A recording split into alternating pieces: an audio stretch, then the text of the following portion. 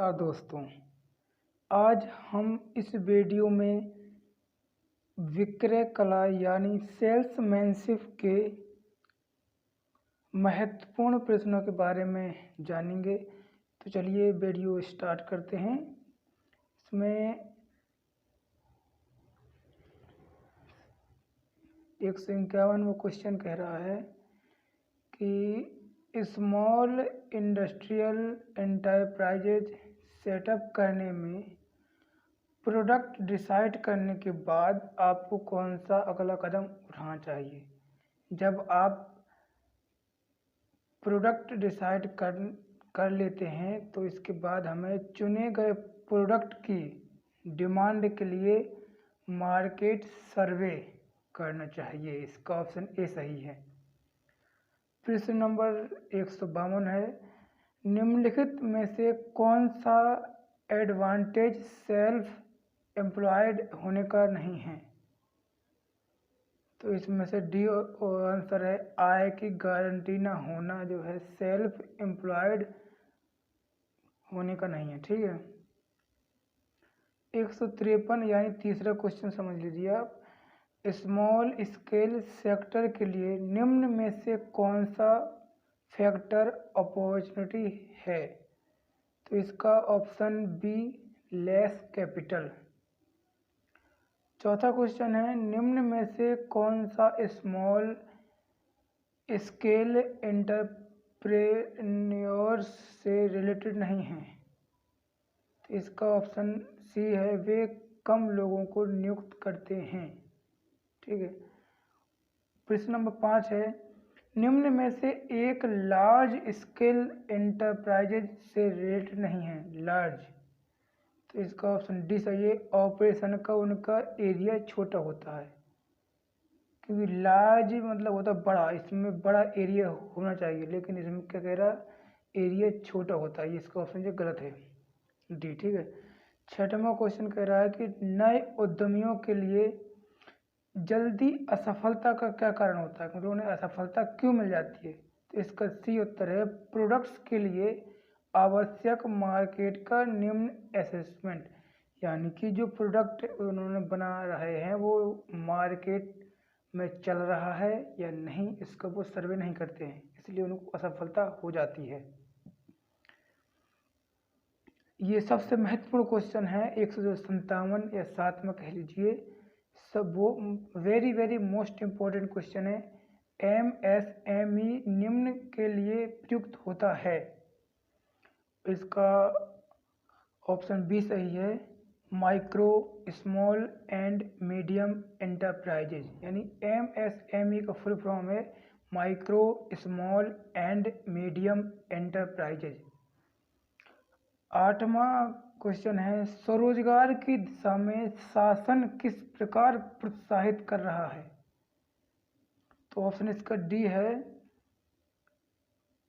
सभी उपागमों के द्वारा, मतलब कि तकनीकों के प्रशिक्षण द्वारा, वित्तीय सहायता द्वारा और अभिप्रेषण द्वारा जो है सरकार स्वरोजगार को प्रोत्साहन दे रही है। ठीक है।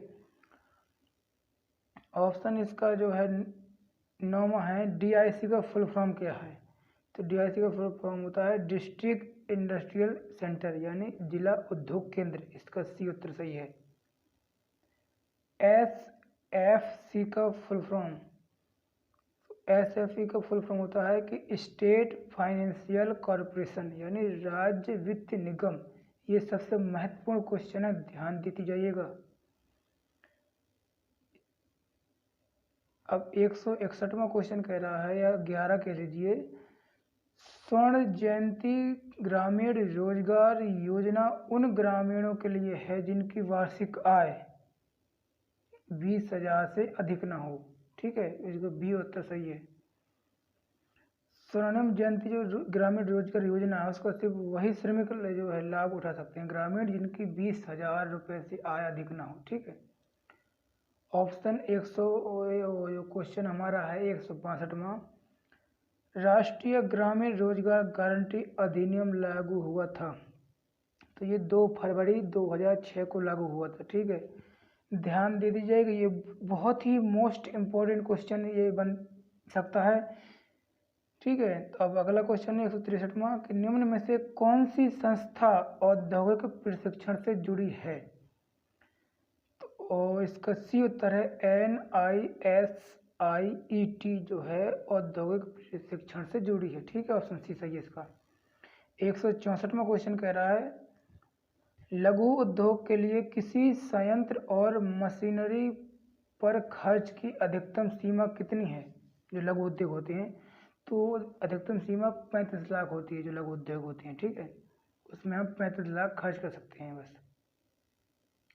165वां क्वेश्चन कह रहा है सहायक उद्योग के लिए संयंत्र और मशीनरी पर खर्च की अधिकतम सीमा। जो सहायक उद्योग होते हैं मतलब लघु उद्योग से छोटे और बड़े, इसमें 45 लाख जो रुपये खर्च करने सकते हैं अधिकतम। ठीक है, इसका बी उत्तर सही है।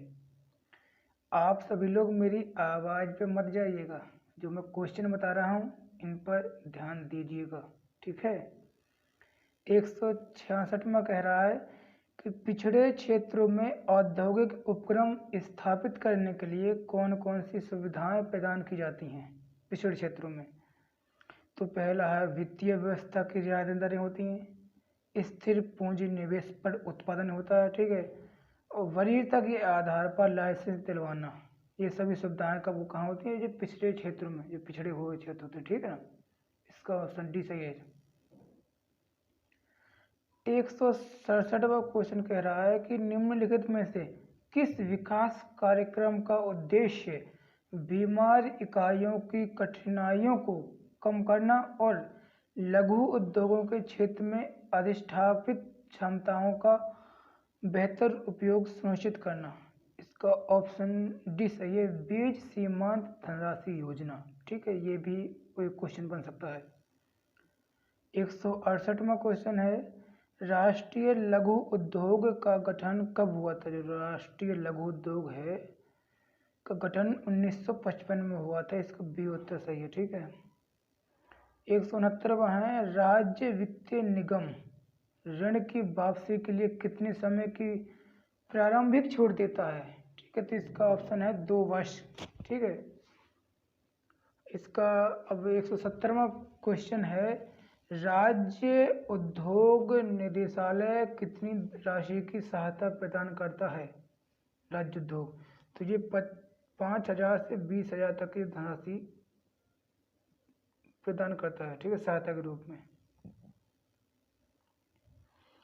171वां क्वेश्चन है कि IDBI और नाबार्ड हैं, ये क्या है, एक विकास बैंक है। इसका ऑप्शन बी सही है, विकास बैंक। ठीक है,